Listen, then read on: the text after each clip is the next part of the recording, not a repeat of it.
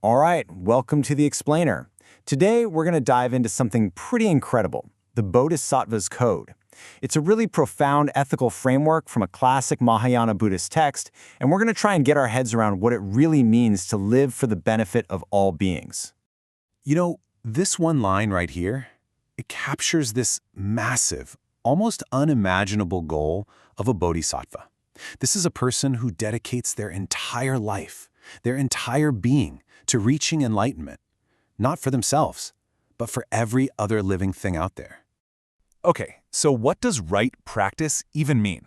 Is it just, not doing bad stuff? Well, as we're about to find out, the answer is way more radical, way more demanding, and honestly, way more interesting than just a simple list of rules. So to really get what the Bodhisattva's path is all about, we've got to start with where it lines up with other Buddhist paths. And then, boom, where it takes this huge dramatic turn. Okay, this slide right here, this really gets to the heart of it all. You can see this fundamental split in what drives them. On one hand, you've got the Shravaka path, the hearer's path, which is all about your own liberation. The ideal there is to keep things simple, fewer duties, fewer distractions, so you can focus on your own practice. Makes sense, right? But for the Bodhisattva, the focus is completely outward. Their ideal is to actively seek out more duties, to get involved in all sorts of altruistic acts, even if it gets in the way of their own self-interest. And this is where things get really radical. The Bodhisattva's Code just flips that whole idea on its head. For them, having fewer duties when it comes to helping people isn't the goal, it's actually a violation. In fact, as we're about to see, just sitting back and doing nothing when you could be helping, that itself can be a huge ethical problem. Okay, so what does this duty to act look like in the real world? Well, the text lays out a few violations that are super interesting, because they're not about bad things you do, they're about good things you fail to do. So the big idea here is that a bodhisattva's compassion has to be for everyone, no exceptions. You can't just pick and choose the easy cases, helping the people who are nice and agreeable. The commitment is to everyone, even the people who are really difficult, the ones who've done terrible things, or even the ones who might not want your help. Giving up on them? That's the violation. Now this one is really fascinating. Basically, it treats spiritual knowledge less like a personal treasure and more like a public utility, like medicine that can cure suffering. So hoarding it for yourself out of jealousy or because you're holding a grudge, that completely goes against the whole point of being a bodhisattva, which is to relieve suffering wherever you find it. And this one shows that this isn't all just some abstract spiritual idea. It is deeply, deeply practical. It's about showing up. A bodhisattva has to actively work to ease physical suffering, to provide hands-on care and comfort. The whole ethical demand here is to run towards the world's problems and pain, not to hide away from them. Okay, so all of this leads to a really profound and kind of thorny question.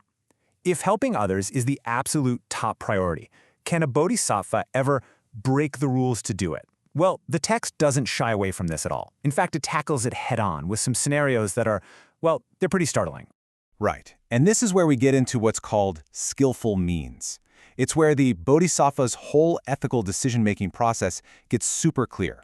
It's this idea that an action that, on the surface, looks like a major violation can actually be a good thing, a meritorious act, if the motivation behind it is pure compassion. Now this is a really extreme example, and it's meant to be. It's designed to make a huge point. See, the bodhisattva's compassion isn't just for the innocent victims, it's for the robber too. They're thinking, I'd rather take on the negative karma of this one act myself than let him suffer for an eternity because of what he's about to do. The motivation is pure pity, completely selfless, and in that context, the act itself is totally transformed. And the same logic applies to situations that are a little less dramatic, like lying to save someone's life, or maybe using some harsh words to kind of shock someone into getting off a really destructive path. Even using everyday chatter, talking about kings or stories or whatever, to connect with people first and then gently guide them toward the teachings. In every single one of these cases, what matters isn't the action itself, but the selfless intention behind it. That's what turns a potential bad deed into a good one. So, okay, if the exact same action, lying, shouting, even killing, can be either a terrible violation or a virtuous act, what's the tiebreaker? What's the deciding factor? The text is absolutely crystal clear on this. It all comes down to what's going on in your head. It's all about your intention. This table, right here, just lays out the whole system perfectly. Think of it like 3 tiers of action. First, you have what's called a tainted violation. That's when you act out of selfish stuff like resentment, pride, or jealousy. The result? You're harming others and helping yourself. Then there's a non-tainted violation. This isn't driven by malice. It's more about, well, laziness or just forgetting. It's when you fail to actively help when you could have. But then you have the third tier, no violation. This is when your actions, whatever they look like on the outside, come from a place of pure compassion and pity. And the result? Not only is it not a violation, it actually generates merit. Okay, so what's the takeaway here? Why should any of this ancient, and let's be honest, pretty demanding ethical code matter to us today, whether we're Buddhists or not?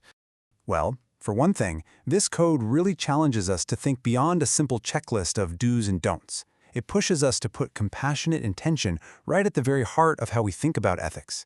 It's suggesting that being a good person isn't just about not hurting people. It's about an active, tireless, and yes, sometimes really difficult commitment to making things better for others. It makes you ask not just, what did I do wrong, but also, what good could I have done but didn't? And that leaves us with one last big, thought-provoking question to chew on.